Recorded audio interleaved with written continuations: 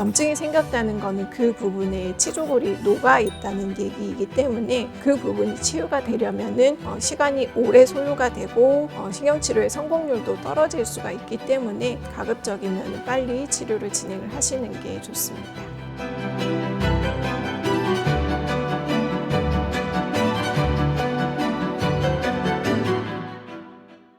안녕하세요. 서울클래식치과 대표 원장 윤영경입니다. 오늘은 신경치료에 대해서 알아보도록 하겠습니다.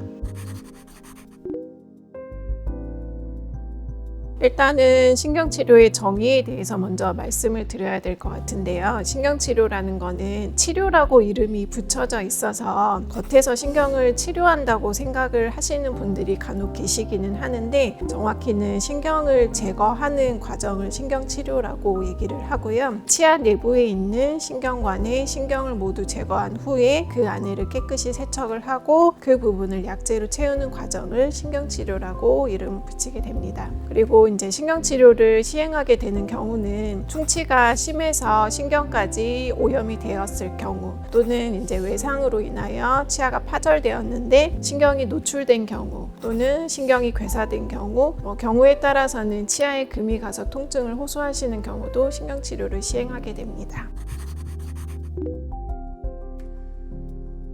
그 신경치료라는 거는 아까 설명드렸다시피 신경을 제거하는 거기 때문에 치아에 구멍을 뚫어서 하게 되는 치료이기 때문에 첫날은 반드시 마취를 하고 진행을 하게 되고요. 그 이후의 과정에서는 이제 선택 부분이기는 하는데 이게 아무래도 치아의 내부를 치료하는 과정이기 때문에 마취를 하지 않고 할 경우에 이제 통증을 아무래도 다른 치료보다 조금 더 느끼는 경우가 있으시게 되고요. 오랫동안 치료를 미루다가 치료를 이제 시작하시는 경우에 마취를 해도 마취액의 효과가 좀 떨어져서 마취를 했음에도 불구하고 통증을 느끼시는 경우가 많이 있게 됩니다. 첫날은 아까 반드시 마취를 하고 진행을 해야 된다고 설명을 드렸고 그 이후에는 이제 환자분의 성향에 따라서 마취 여부를 선택을 하게 되는데 통증에 굉장히 예민하시고 민감하신 분들 같은 경우에는 조금 더 마취를 하고 신경치료를 진행을 하는 편이기는 합니다.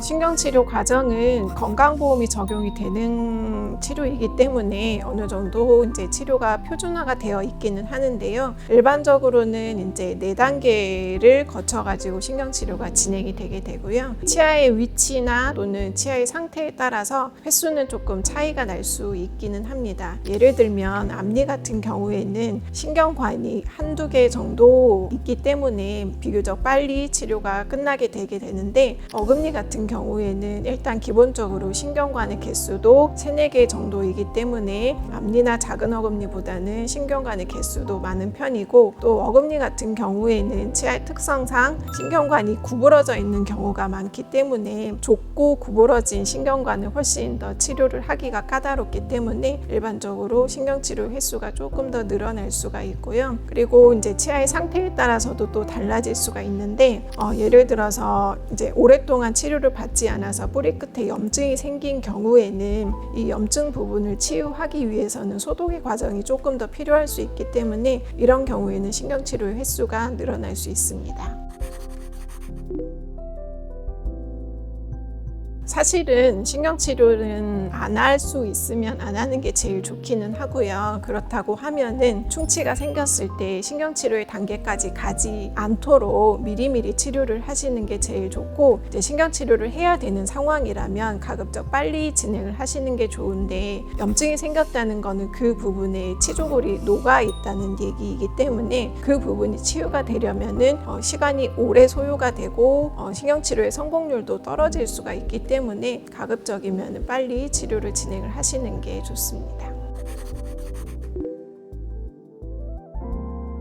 재신경 치료를 하는 경우가 물론 있기는 하는데 첫 번째로는 이제 숨겨진 근관이 있을 경우에 재신경 치료가 필요할 수가 있고요. 신경 치료를 이미 했는데 뿌리 끝에 다시 염증이 생긴 경우에도 재신경 치료가 필요할 수 있고 또는 신경 치료를 이미 했는데도 어떤 증상이 있으실 경우에도 재신경 치료가 필요할 수 있습니다. 그런데 이제 신경 치료 자체의 성공률도 사실은 100%가 아니기는 하거든요. 보통 80, 30%로 보고 있기는 하는데 제 치료는 아무래도 그거보다는 성공률이 많이 떨어질 수밖에는 없습니다. 임플란트가 이제 치아가 상실되었을 때 좋은 대체의 치료 방법이 될 수 있기는 하지만 가급적이면은 본인의 치아를 살려서 쓸 수 있으면 치료를 해서 살려서 쓰는 게 가장 좋은 방법이고요. 치아라는 게 기능적인 역할을 하는 것뿐만이 아니라 감각을 느끼는 부분도 존재를 하기 때문에 내 치아를 살려서 쓸 수 있으면 신경치료를 해서 살려서 쓰는 게 가장 좋은 방법이기는 하고요. 치주적인 문제로 인하여 치아가 심하게 움직인다던가 그런 경우에는 신경치료에 적응증이 되지는 않기는 하지만은 치아 내부의 신경의 문제로 인해서 신경치료가 필요하다고 하면은 치료를 해서 살려서 쓰는 게 임플란트보다는 우선적으로 선택되어야 하는 방법이라고 보시면 됩니다.